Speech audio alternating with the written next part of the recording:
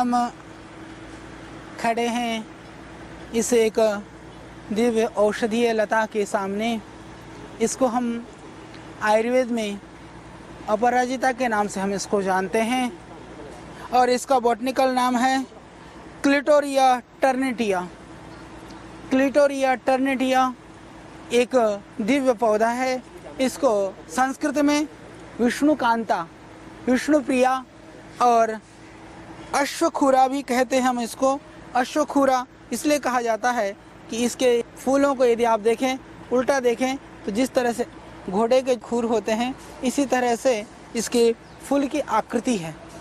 अपराजिता का तंत्र मंत्र जो प्रयोग आदि करते हैं लोग, उसमें भी प्रयोग करते हैं। हालांकि आज का जो हमारा विषय है, हम लोग इसके औषधीय गुणों से रूबरू होने के लिए इस पौधे के सामने खड़े होकर के आपको ज्ञान करा रहे हैं। अपराजिता यानी जो कभी भी पराजित नहीं होती है, वो ऐसी दिव्य जड़ी, दिव्य औषधि।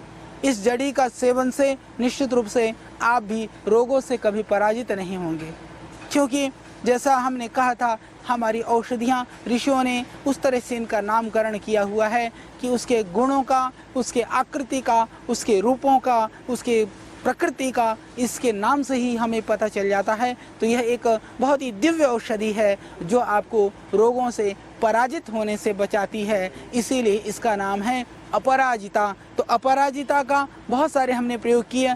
मैं इस संदर्भ में एक घटना का उल्लेख करना चाहूँगा।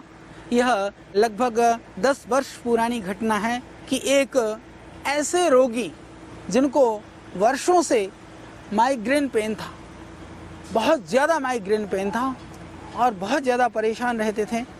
हमने दुनिया के जड़ी बूटियाँ उसके लिए जितना भी हो सकता था, जो भी हमारी जानकारी में थी, बहुत दवाइयों का प्रयोग किया, तब भी उनको लाभ पूरा जितना होना चाहिए था लाभ नहीं हो पाया। तो हमने आयुर्वेद के पुराने ग्रंथों को, उनके जो माइग्रेन था उसको लेकर के काफ़ी मैंने पढ़ा। पढ़ने के बाद में एक श्लोक मुझे भैषज रत्नावली में मिला। उसमें यही लिखा था कि अपराजिता का जो मूल है उसका रस यदि नाक में डाल दिया जाने से कितना भी जीर्ण शिरो रोग है वह ठीक हो जाता है। मैंने फिर इसकी जड़ को निकाल करके उनके नाक में इसके रस के 4-4 बूंद कुछ दिन डाले, वह रोगी हमारे ठीक हो गए। आज तक भी वह स्वस्थ हैं। तो शिरो रोग में हालांकि आयुर्वेद में बहुत सारी औषधियां हैं, बहुत सारे दिव्य उनके परिणाम भी है।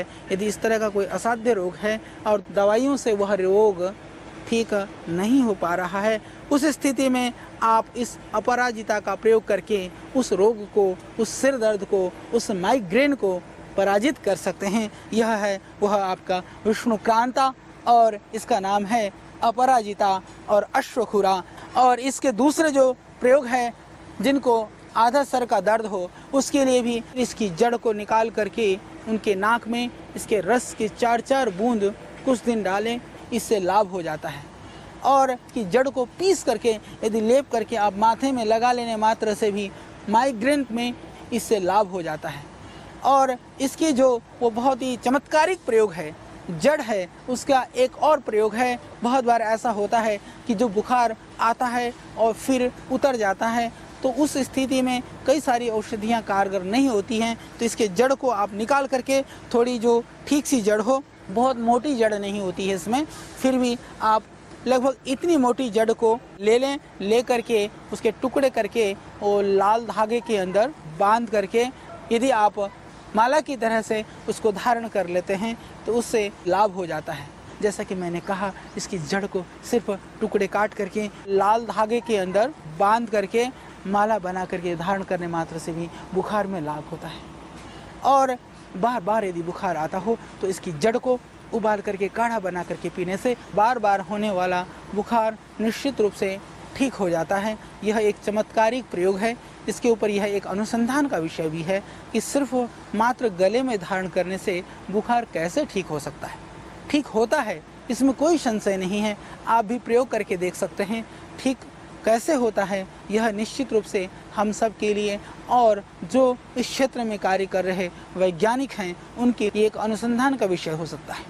और बहुत सारे आदिवासी क्षेत्रों में भी जो पुराने बुखार से पीड़ित लोग हैं, गले में इसकी जड़ को माला की तरह से धारण करते हैं और उससे वह छुटकारा पाते हैं। इसकी जड़ बहुत बढ़िया काम करती है खांसी में। जो खांसी से पीड़ित हैं, बहुत पुरानी खांसी है, बहुत लगातार खांसी उठ रही है, बेचैनी है, तो उसकी थोड़ी सी जड़ को लेकर के लगभग 4-5 काली मिर्च, 2-3 पत्ती तुलसी, उसको कूट करके 1 गिलास पानी में उबालिए, आधा गिलास से भी कम बचे, छान करके आप पिएं। आप देखेंगे बहुत ये दिव्य और चमत्कारिक प्रयोग है।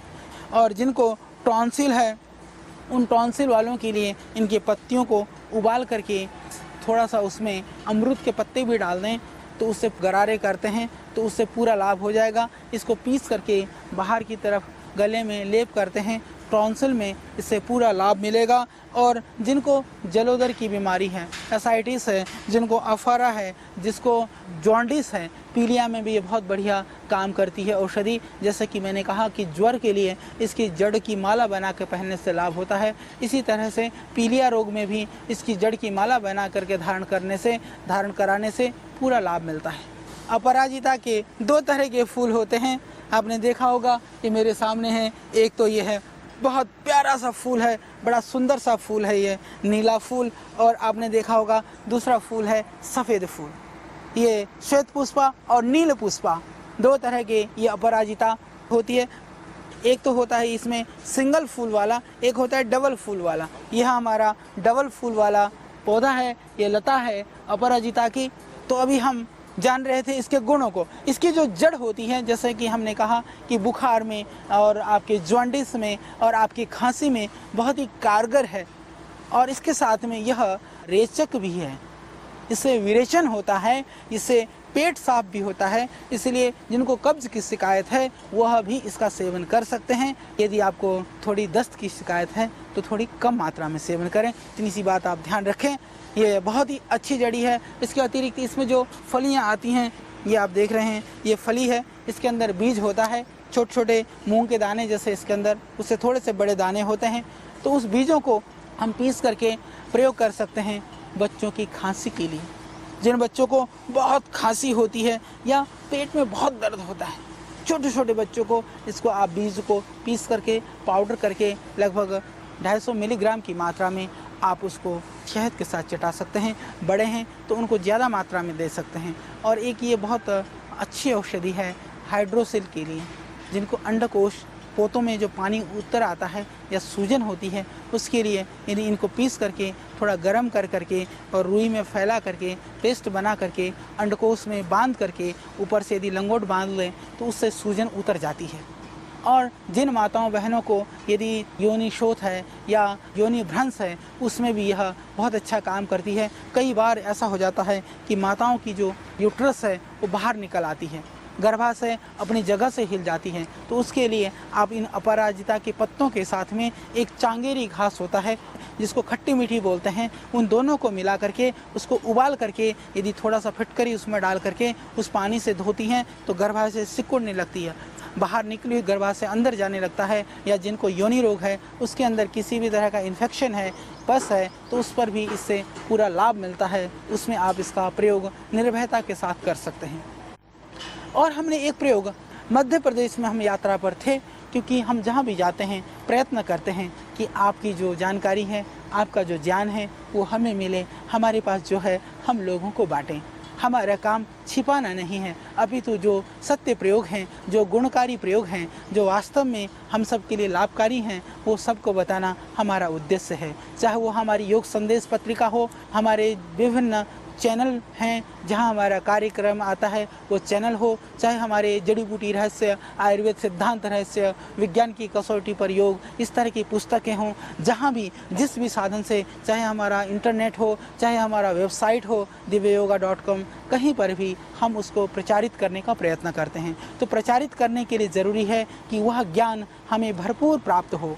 तो यदि आपकी जानकारी में भी इस तरह की कोई भी जानकारी है जड़ी बूटी के संदर्भ में, वह भी आप हमें बता सकते हैं, भेज सकते हैं, और उनके प्रयोगों को जिन्होंने किया है उनके संदर्भ में आप हमें जानकारी दे सकते हैं। हम आपका उस कार्य के लिए आपका स्वागत करते हैं और मैं आपकी विशेष रूप से इस कार्य के लिए प्रतीक्षा करूँगा। तो हम बता रहे थे कि जब हम मध्य प्रदेश में थे, एक घर में बैठे हुए जड़ी बूटियाँ के विषय में चर्चा कर रहे थे, तो वो माता कहने लगी कि मेरे को बहुत प्रॉब्लम थी, बहुत ही ज़्यादा परेशानी थी, मेरे को बहुत ओवर ब्लीडिंग होती थी, किसी भी चीज़ से वो नहीं रुक रही थी, मैं तो बिस्तर में पड़ी हुई थी। किसी ने मुझे बताया कि इस अपराजिता के पत्ती लेने से ठीक हो जाता है, हर रोज़ इसका 4-5 पत्ती को पीस करके, क्योंकि माता कहने लगी इसमें रस थोड़ा सा कम निकलता है, थोड़ा सा पानी मिला करके इसमें से रस निकाल करके कूट करके मैंने फिर कुछ दिन सेवन किया। ओवर ब्लीडिंग की जो समस्या थी और बार बार उनको जल्दी पीरियड हो जाता था, ये माताओं बहनों की बहुत बड़ी समस्या है। किसी को 10 दिन तक ब्लीडिंग होती रहती है और 20-22 दिन के बाद फिर पीरियड स्टार्ट हो जाते हैं। बहुत भयानक समस्या है, बहुत परेशान रहती हैं माताएं बहनें। बहुत सारी औषधियाँ करने के बाद में भी कई बार उनको लाभ नहीं हो पाता है। तो इस तरह की कष्टप्रद जो भयानक स्थिति है उससे आपको उभार सकती है ये अपराजिता। मेरी माताओं, मेरी बहनों, आपको अब उस कष्टप्रद रक्त प्रदर जैसी भयानक बीमारी से पराजित होने की आवश्यकता नहीं है। जिन माताओं बहनों को ओवर ब्लीडिंग की जो समस्या है और जल्दी पीरियड हो जाता है, ये माताओं बहनों की बहुत बड़ी समस्या है। आप इनके 4-5 पत्तों को थोड़ा पानी मिला करके कूट लें और थोड़ा मिश्री मिला करके पिएं। कुछ दिन पीने से आपको मिल जाएगी उस रोग से मुक्ति।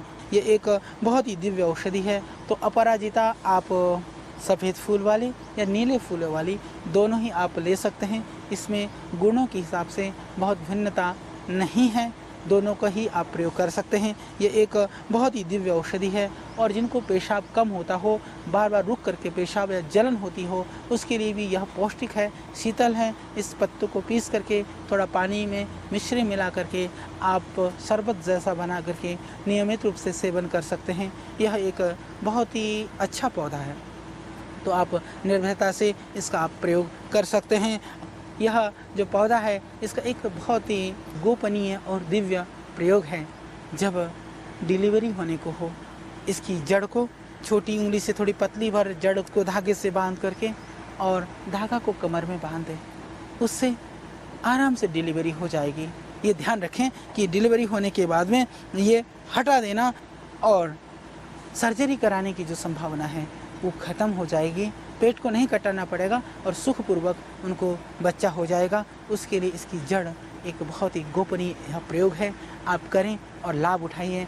यदि मान लीजिए इस पौधे को बांधने मात्र से कोई नुकसान नहीं है, इससे लाभ ही लाभ है, आप प्रयोग करके तो देखिए और ये प्रयोग करने के बाद आप हमें भी बताइए।